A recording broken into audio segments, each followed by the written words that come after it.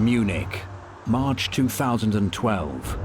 In the district of Schwabing, the apartment of an 80-year-old recluse called Cornelius Gurlitt is about to be raided.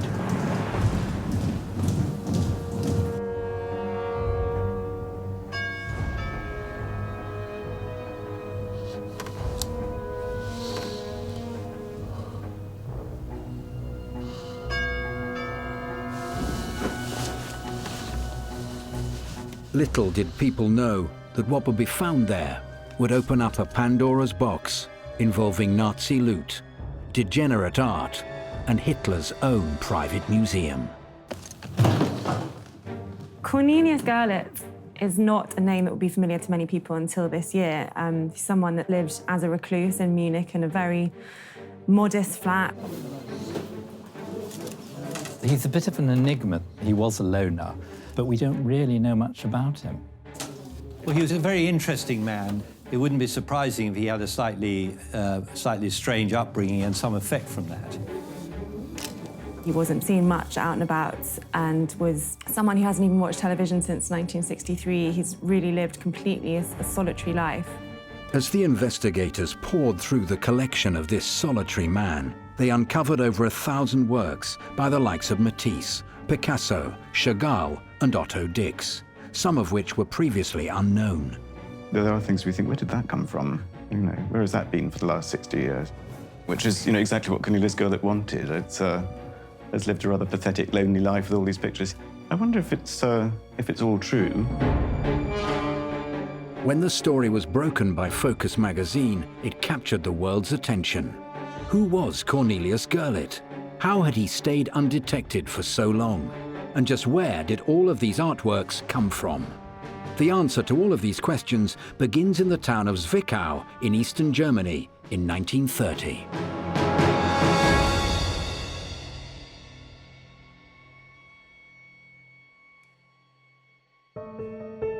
Zwickau was the hometown of Cornelius Gurlitt's father, Hildebrand Gurlitt.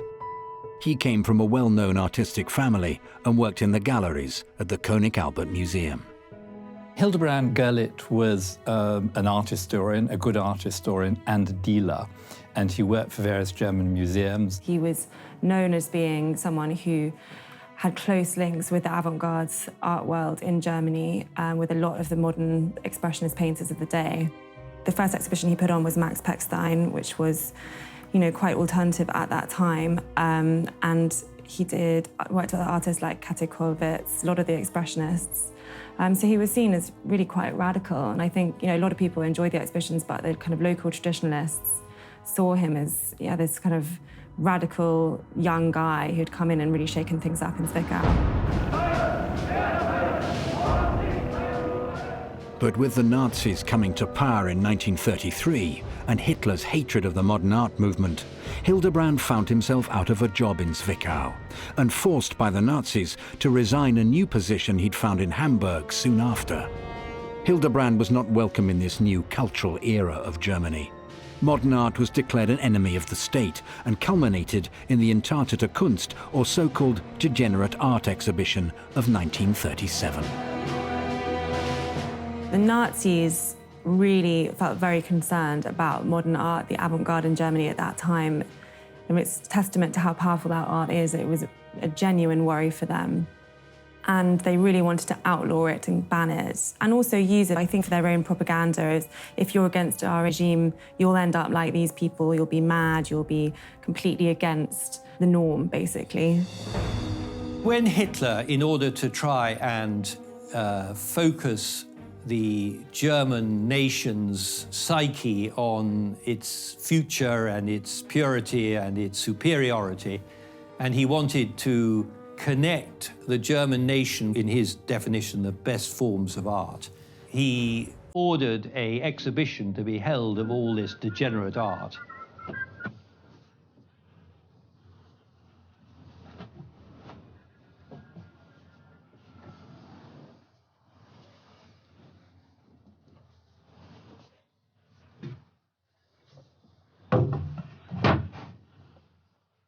So they mounted actually two exhibitions at the same time. There was one of German art, really for the last 2,000 years, Then at the same time, down the road in Munich, there was the Antarktika Kunst exhibition, which actually had more visitors than the other one, unsurprisingly. There was a huge exhibition held in Munich in 1937 with paintings which they despised, presented with slogans against modern art which were written on the walls. And this exhibition attracted 2 million visitors in Munich, which is an amazing number. And it then went on to tour other German cities. But it is most unusual to hold an exhibition of art that you despise. I think a lot of the journalists at that time who had been closely linked to avant-garde circles found it really hard because they were under pressure to write very scornful and scathing reports about the exhibition, saying how horrendous all this work was. Can you imagine, if somebody put on a show of sort of accepted British art now and then art you're not allowed to see? Of course, you go to the one you're not allowed to see. I mean, the kind of hideous art. There were many people who went to see it, and many were horrified by it. It was absolute chaos in there. Everything was hung, stacked up on the walls. Paintings were lopsided. Things were propped against the wall. Some were unframed, some were framed. And they had graffiti explaining why each work was degenerate. So even if you couldn't figure it out for yourself, you were told. Whereas in the other exhibition, it was all very classical, monumental nudes representing classicism and longevity, all the things that Hitler wanted to build into his Aryan race. 4 times as many people went to the Degenerate Art Show as the Corso show. And, maybe Hitler was a secret modernist, who knows? I mean, certainly he exposed more Germans to modern art than would ever have seen it if he hadn't put that show on. The Antarktika Kunst exhibition was organised by the Ministry of Public Enlightenment and Propaganda, headed by Joseph Goebbels. Deutsche Männer und Frauen, das Zeitalter eines überspitzten jüdischen Intellektualismus ist nun zu Ende. And some of them went to look at it because they thought they'll never see it again. There had already been the book burnings earlier that year where they'd burnt works by many, many modern writers. So really it was maybe a death knell to those avant-garde artists and their work. So a lot of people who sympathised went at the same time as a lot of people going just to have a kind of scoff and laugh at it. There were several reasons why the Nazis despised so-called degenerate art. Hitler himself personally was very, very conventional in his artistic taste and disliked modern art. Some of the artists who made the modern art, like Chagall, for example, were Jewish. And the Nazis obviously despised them for that reason. And there was also a very strong streak of conventionality in Nazi thought. They espoused old-fashioned traditional values, and modern art seemed to just run counter to that. The era of degenerate art may have ended Hildebrand Gurlitt's promising early career, but he had even more pressing concerns. He did have kind of Jewish blood in him, which would have made him slightly vulnerable to the Nazis. He was what they called a second level Mischling, wasn't he? So I mean, he was a quarter Jewish. It was probably better to play along. Hildebrand's heritage and his love of modernism would have seemingly ended any chance of a career in the art business. But amazingly, he was hired by the Nazis to work as a dealer on behalf of the state.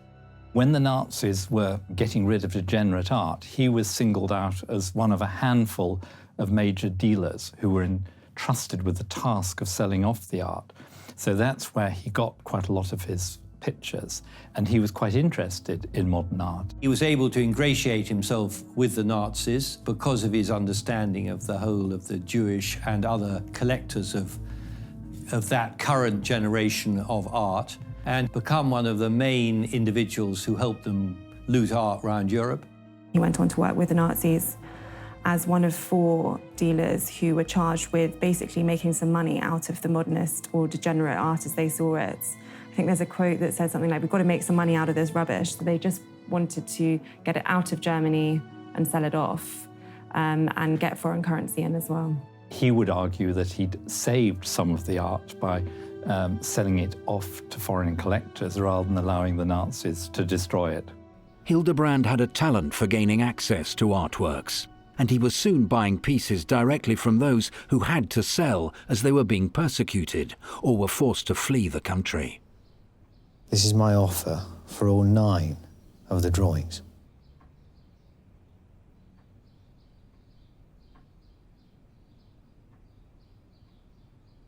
It is a fair offer, I believe.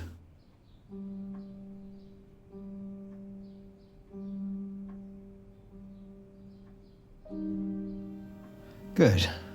Good. I'll arrange collection, handle all the details. It's very difficult to get inside the minds of people, and it was a very difficult period, and people did things that we would now regard as wrong in many cases. The art will be safe, at least.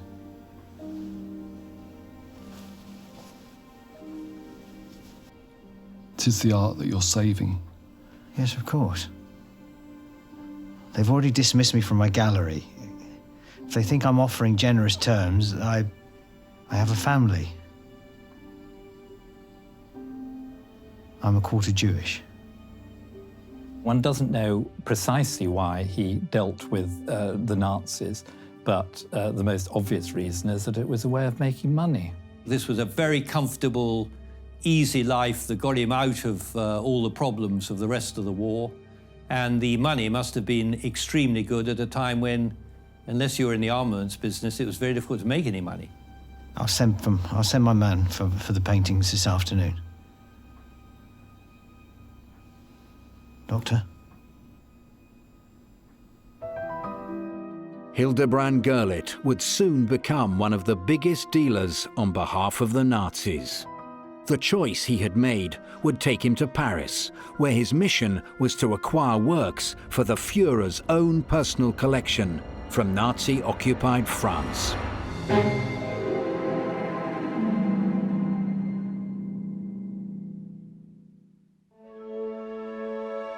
The 2012 Munich Artworks discovery had thrown light on the life and career of the man who had acquired the collection, one Hildebrand Gurlitt. He had started out as a respected museum director, but with the Nazis coming to power, he became a key part of the commission for the exploitation of degenerate art. Works were bought directly from those being persecuted and were seized for the Entartete Kunst exhibition. Hildebrand was able to build up his own collection as he worked to sell these so-called degenerate art pieces abroad, from where they were stored in the Schönhausen Palace near Berlin. In the process, he was able to hoard many works for himself. This is how a number of paintings by the German artist Otto Dix, who featured heavily in the degenerate art exhibition, wound up in Cornelius Gurlitt's apartment in Munich. Otto Dix was heavily featured. Obviously, his work is quite shocking visually, very caricatured. People saw it as really horrifying, couldn't understand why he would choose to represent the human figure and face in that way. During the First World War, Dix was very shocked by what he saw, and a lot of his pictures show the savagery of the fighting. And the Nazis despised his paintings as degenerate, and he was categorized as such. But another artist that was interestingly very vilified was Emil Nolde, who actually had been a member of the Nazi Party and a real sympathizer from quite early on. But he was the artist that had the most works of any of them, had 27 works featured in the exhibition, and he was the one that had said, you know, I am a Nazi sympathizer, I stand up for what you believe in. And there's a very sad story about him. He was very elderly, going to, after the exhibition, going to the authorities and saying, you know, I'm a sympathizer, please can you release my work? And they refused. And he had very important crucifixion work, which they wouldn't give him back, despite his allegiance to the party. The label degenerate even applied to music, with an Entartete Musik exhibition also being staged. It was a bizarre and terrifying time for anyone working in the arts in Germany, and Hildebrand Gurlitt was caught right up in the middle of it. I think we all want to see the kind of Nazi epoch in terms of black and white, and I think a lot of people were both black and white, and certainly before the war, he was incredibly white. He was passionate about modernism, and then the next thing you know, he's in Paris expropriating art from Paul Rosenberg and the Rothschilds, and you know, doing rather kind of dreadful things.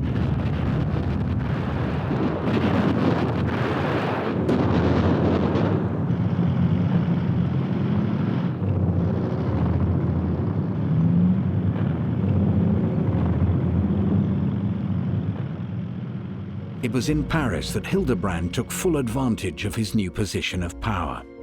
The Entartete Kunst exhibition had made some of the best modern expressionist paintings available. But with the Nazis having taken control of France, some of the greatest art of the era was within reach.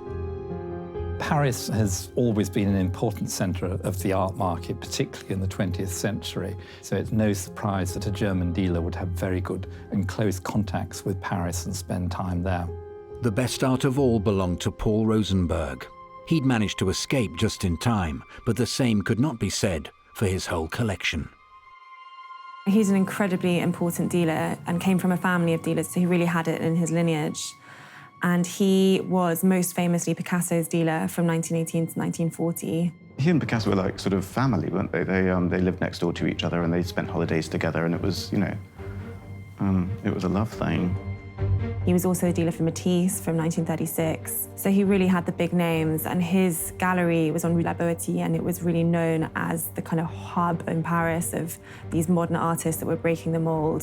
You could find them all there with Paul Rosenberg. Rosenberg was one of the most important dealers, particularly in modernist works, the post-impressionist, early 20th century works. He was among the most important dealers for that period. Well, he was kind of Mr. Cubism, really, wasn't he? He and his brother Léonce were the big sellers of mid-period Cubism, and they internationalized it. And they, they opened a gallery in London, a gallery in New York, and they sold Museum of Modern Art, and were, had massive collections and were massively rich. When things became more tense in Europe, he started to get nervous and did ship off a lot of his collection, which was very, very extensive. So went to South America, Australia, and also to London and New York to his galleries. But unfortunately, he didn't get everything out. And in 1940, he fled to New York, managed to get a visa, got his family out very quickly, but there were, I think, over 2,000 works left. Paul Rosenberg's confiscated collection, along with all other art labelled degenerate in France, was stored at the Jeu de Paume Gallery in Paris. Hildebrand Gurlitt was then able to purchase these works at knockdown prices at the nearby Drouot auction house. Many sales were made at the Drouot auction house, and that continued during the Second World War. And it was a place to trade in the work of the Impressionists, in post-Impressionists. Between 1941 and 1945, while Gurlitt was living and working in Paris, he was able to add top-quality paintings to his already impressive collection. But as the tide of the war turned against Germany, he needed to find a way to keep them for himself. As chaos reigned towards the end of the war, from about the early 1944 period, when it was clear that the war was lost and the Russians were approaching, there were a lot of people who spent most of their time thinking about how they're going to survive at the end of the war. And for somebody like him in a very privileged position, to move art to secret locations where he could say he was trying to sell it for the Nazis, but actually he was keeping it for himself at the end of the war. Having noted the warning signs, Hildebrand Gurlitt moved swiftly and managed to relocate much of his art collection away from his home in Dresden. They were kept on a farm outside Dresden, and then they were in some sort of nameless castle in some nameless town in nameless southern Germany. It doesn't seem to me a collection that was put together with love. It seems a kind of expedient collection. It looks like the kind of collection that was designed to be sold quietly, not raise too many eyebrows.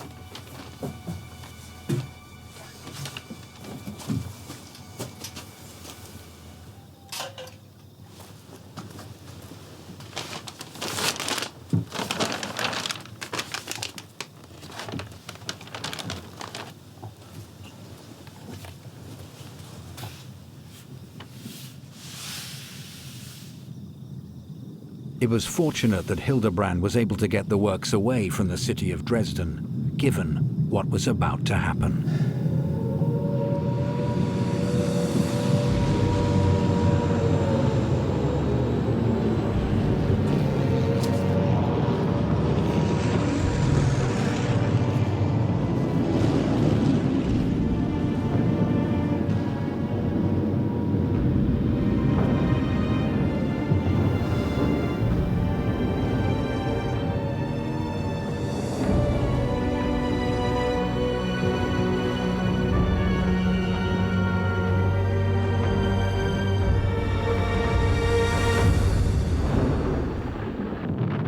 With the Allies approaching, the firebombing of Dresden provided him with an ideal cover story.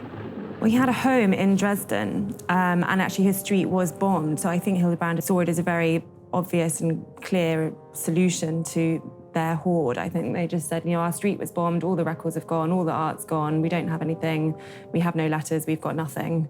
And it made complete sense because it was actually bombed and no one knew that. I think Hildebrand had actually taken the art out at the very, very last minute when the Allies were approaching. So there was no reason really why it wouldn't be true that it was bombed. Hildebrand Gurlitt had another secret, though. He had been hired to find works of art for Hitler himself, and in the process had greatly expanded his own collection. His pretense that it had all been destroyed in Dresden was successful. For over half a century, the hoard was considered lost to the world. And it would have remained so had his son Cornelius not tried to sell one of his paintings just a couple of years ago. A sale that would see the net begin to close in on this 60-year-old crime.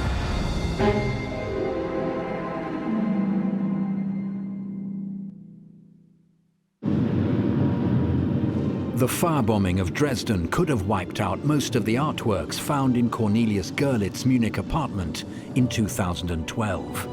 But his father, Hildebrand Gurlitt, had been smart enough to transport his collection of over 1,000 works away from the city. When World War II came to an end, Hildebrand had managed to get away with storing these artworks in a secret location, thought to be on the outskirts of Dresden. He was able to return to his pre-war career in the art market, but died suddenly in a car crash in 1956. His son Cornelius then succeeded in moving the cache of works into the Schwabing apartment in 1960.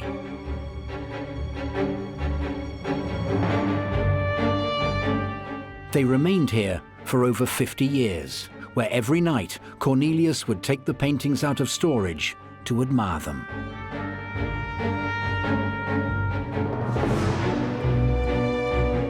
Well, it does seem that he just inherited the pictures. The son enjoyed them privately and would look at them and saw no reason why he should sell them or do anything with them. So the status quo continued and he just took over his father's picture collection. Anybody who is the son of somebody with as extraordinary a career as his father, and the constant moves and times that his father was under suspicion and worked for both the Nazis and the Allies, he must have known that his father had been playing both sides of the street. And that may well, I think, have set up various tensions within him. Cornelius had remained hidden from society for all this time. But with no state health insurance in his old age, he was forced to enter the art market himself and sell one of his paintings for much-needed funds. Spending so much time alone, Cornelius was known to write what he intended to say on cue cards when faced with a conversation. Good afternoon. This is the painting that I wish to sell. Good afternoon. This is the painting that I wish to sell. Cornelius Gurlitt decided to part with this important work by Max Beckmann, The Lion Tamer, because he was getting increasingly ill, and I think really out of desperation he just decided to sell one via an auction house in Cologne.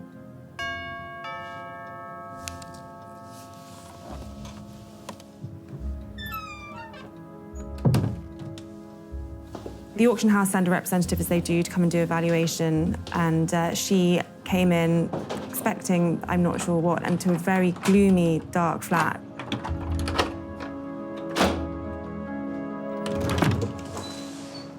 Mr. Gurlitt, I'm Ms. Ballman from the auction house. We spoke on the phone. Yes. Come in. She had no inkling of what else was hiding in that flat.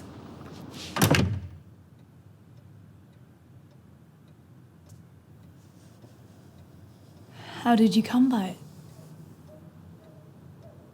Was it in your family? My mother's. You don't have any more then? No, this is the only one. This is the painting that I wish to sell. Well, when it was taken to the German auction house, Lempertz, it was very clearly in the provenance, his father's name was up in lights. And his father's name is on our red flag list. Any picture we see anywhere in the world with his name, we undertake extensive research.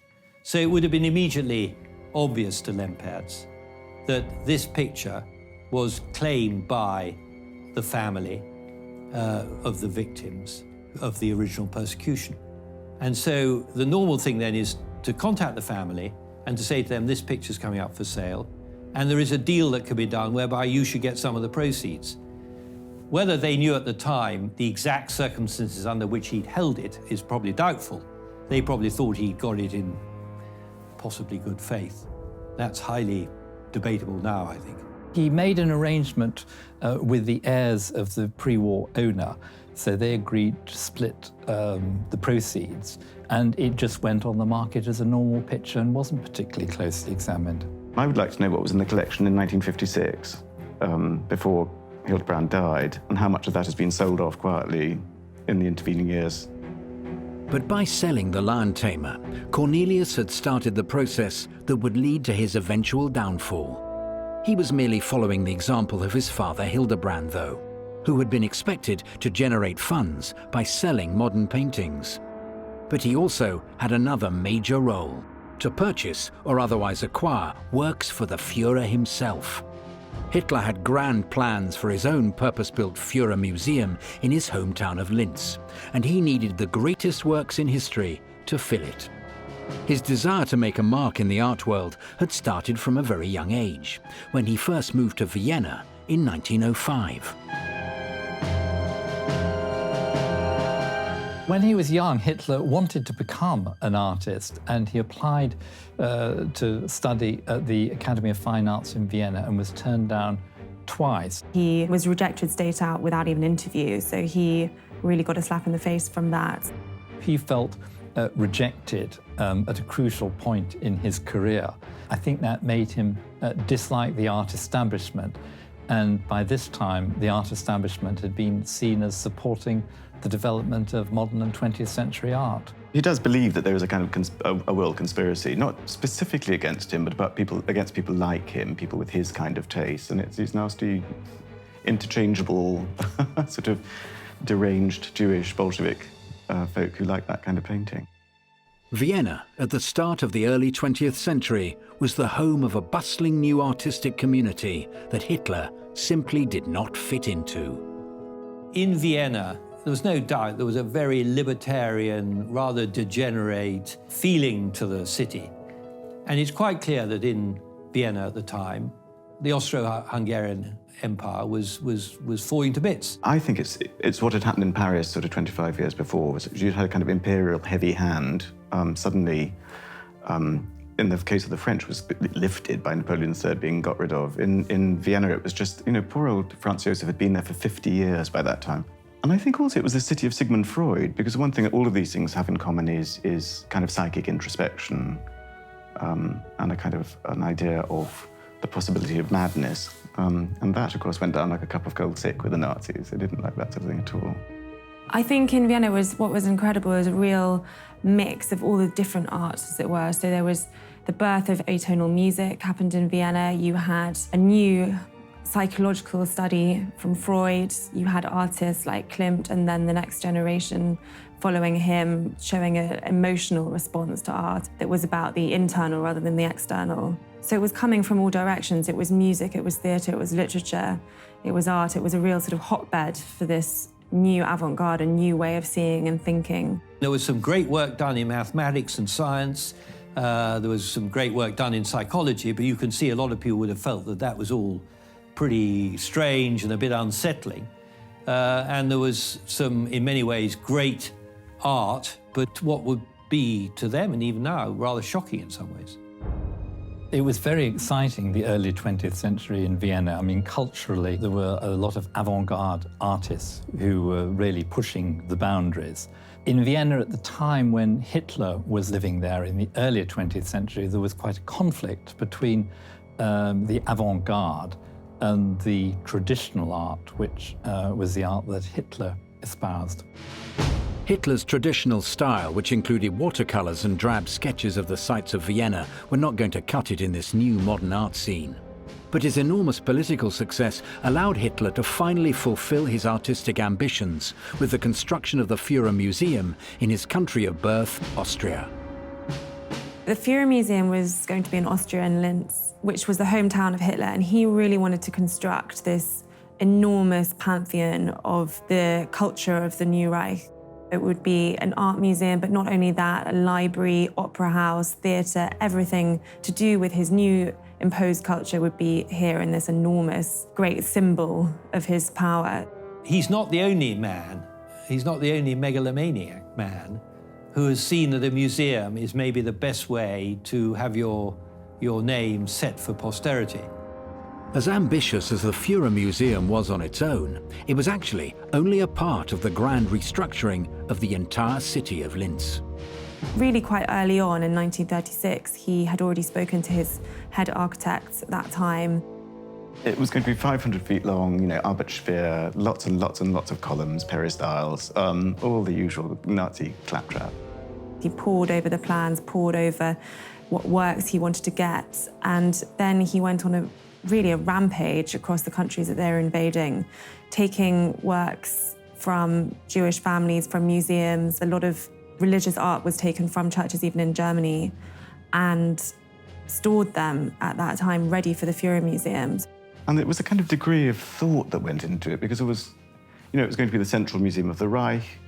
It was going to have a collection that effectively showed the whole course of art history leading to Germany. Every single masterpiece from right across time would be housed here in that museum. And people were going to come from all over the Reich to Linz to see it. So there was also the Adolf Hitler Hotel as part of the complex, because of course they would have to have somewhere to stay when they got there.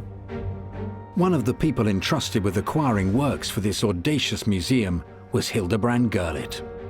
During his time in Paris, Gurlitt was a big-time buyer who acquired major works. He even spent 5 million francs on a Cézanne landscape painting of the Vallée de l'Arc, which later proved to be a fake. But he wasn't alone in trying to acquire works for Hitler. Dr. Hans Posse, a close confidant of the Führer, was tasked with seizing the most challenging paintings to obtain, including works by Johannes Vermeer. Hitler's taste ran mostly to German and Austrian romantic 19th century art. So I imagine there would have been lots of Caspar David Friedrich and that sort of stuff. But the chap who was buying for him was a great expert in Netherlandish and Flemish art. So, there were two Vermeers, for example. There were going to be lots and lots of the odd Michelangelo, big stuff. If you're going to found a museum, you've got to have, if it's going to be the great pictures of the world, some of the great Dutch and Italian masters.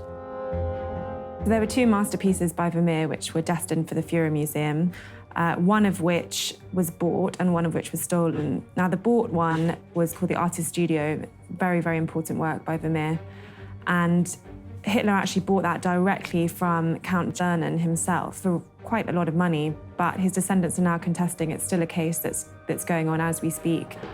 The other was stolen from the Rothschild family as part of the hoard taken from them. The Fuhrermuseum, along with other grand schemes for the reconstruction of Linz, never got past the design stage. But many artworks had already been acquired, ready to be moved in. They had been stored in Munich, but with the threat of bombing, the hall was moved for safekeeping to a salt mine in the Austrian region of Altersee. They were boxed up, sent there, and no one really knew much else about it.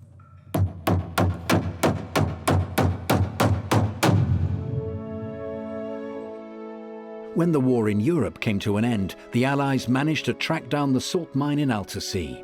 Inside, they were able to recover both the astronomer and the artist's studio.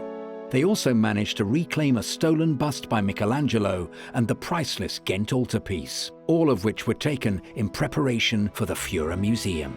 The Ghent altarpiece was a seminal work, I think that's the right expression, by the Van Eycks, and it set a tone and a procedure for things that makes it historically enormously important. But I think perhaps the most valuable painting taken during the war were those various Vermeers that were stolen individually. Even for Hitler, getting hold of Vermeers and pictures of that quality, not easy. I mean, it's just really very fortunate that those were not destroyed. I mean, there were quite a lot of very good pictures, which we're pretty certain were destroyed, i.e. there's records of where they were, and it's known that that place was bombed or damaged or flooded or whatever, and the pictures were destroyed. Just as Hitler's secret hoard had been recovered at the end of the war, time was running out for Cornelius Gurlitt's stash in his Munich apartment. And a trip to Switzerland would prove to be his final undoing.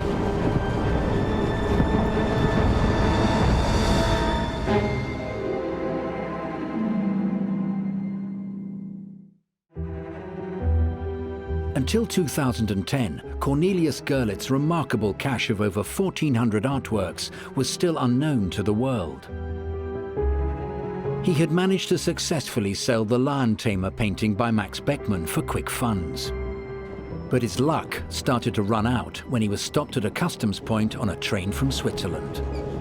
Well, Gurlitt was on a train and from Zurich to Munich, and he was stopped by German customs officials who were just doing, we believe, just doing routine checks, and he was found to have a substantial amount of cash with him. He had on him 9,000 euros, which is just under the limit of what you have to declare coming out of Switzerland. This was a train from Zurich to Munich. And then they looked for his identity papers and this, that, and the other, and he appeared to be a rather strange individual, hence the Germans then raided his flat.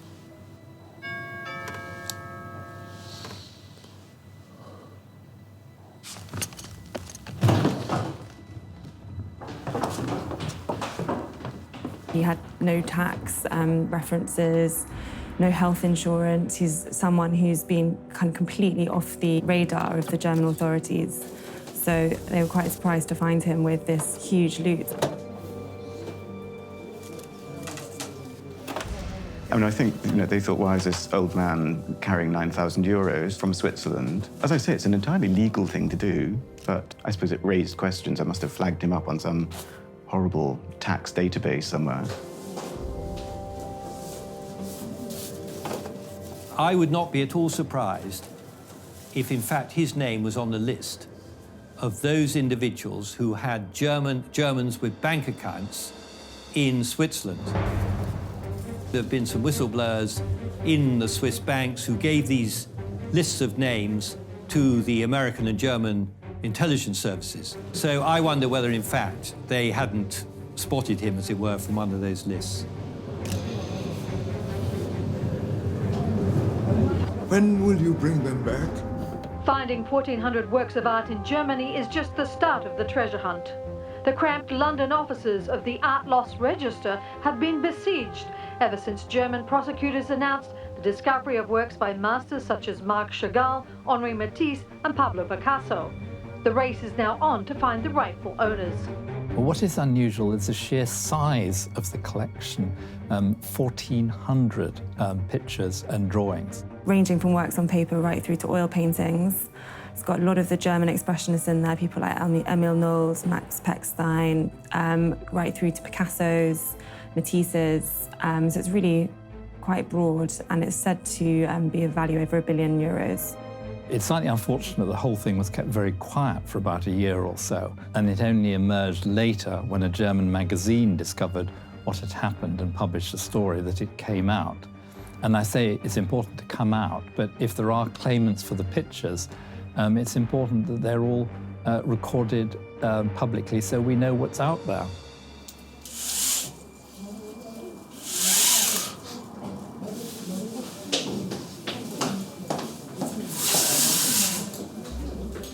At least one of the works found in the Munich apartment, a Matisse painting of a seated woman, is thought to have belonged to Paul Rosenberg. There's been a lot of criticism on the case that there haven't been so very detailed inventory released, which is against the established policy of how you should deal with stolen art. And the family of Paul Rosenberg are already questioning whether this is their seated woman. The recovery process of Paul Rosenberg's stolen paintings has been long and arduous. It started right at the end of World War II with Rosenberg's son. Lieutenant Rosenberg was the son of Paul Rosenberg, who was the Parisian dealer who fled to New York at the start of the war, who had been the dealer for all these great Matisse and Picasso and people like that. And he found some of his father's pictures, and as well as all the other things. And it's fascinating. I mean, there's still 70 Picassos missing, aren't there, in the world from the war? And lots of Paul Rosenberg's collection is still unaccounted for. But that's a separate part of history, because then Paul Rosenberg's granddaughter is Anne Sinclair. She's a wonderful lady, and she's pursuing the pictures in her own way through the courts, and is actively involved in that at the moment. So you can see this evolution of how the stolen art is recovered. If it belongs to Anne Sinclair and her family, the descendants of Paul Rosenberg, then I think they have every right to make a claim for it. However, just 6 months after his story was revealed to the world, Cornelius Gurlitt passed away, following ill health after heart surgery. During that time, it was discovered that he held even further paintings in 2 properties he owned in Austria. These included works by Renoir and Monet. In a surprising twist, though, the Bern Museum of Fine Arts revealed that they'd been named the sole heir of Cornelius Gurlitt's collection, despite him having had no connection to the institution during his lifetime. But the restitution process of many of the works in the collection could continue for a long time. It's extremely complex working with restitution, tracing back, and trying to figure out who actually owns these paintings and in what circumstances they went from the family or owner pre-war and into the hands of Hildebrand Gurlitt.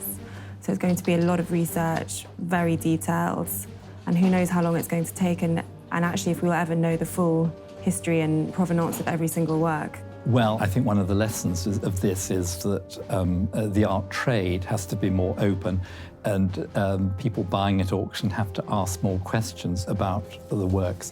This is happening more now, and there's been increasing focus in the last 10 years on provenance. But I think the Gurlitt case shows the importance of monitoring it carefully and people asking questions. By and large, the rule of thumb, so far as right and wrong is concerned, is if the Nazis have had anything to do with any art deal between the mid-30s and 1946, they must always lose. It's a principle. It's not anybody's law or anything like that. It's just a kind of modern principle, which I agree with. So, could there be any more Cornelius Gurlitts out there with hidden masterpieces just waiting to be found?